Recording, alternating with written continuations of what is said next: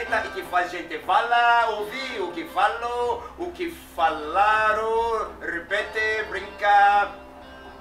Com ela, as duas garotas sabem que pode perguntar, responde porque máquina de memória está ali entre os dois para lembrar que histórias não podem ficar no gaveta.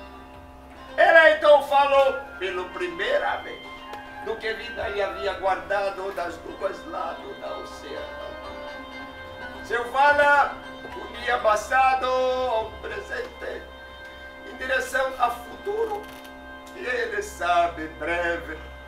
E por isso era importante, como no navio, soltar os amarras. Eu me lembro.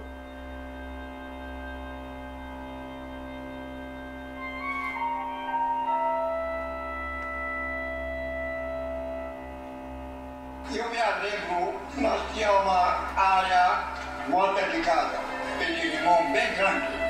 Tirava aquele limão, meu filho cascava e comia aquele limão azedo. Você não calcula que coisa gostosa. E naquele tempo, guerra de 14, era muito fome e muita miséria. E eu enchia a barriga no mato de tanta quantidade de mato. Eles estavam a notícia que o exército francês ele vai descansar as casas.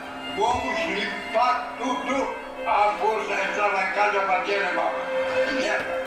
O que a minha irmã fazia? Nós ajudava ela a abrir as buracos no quintal, internava tudo durante 2, 3 dias.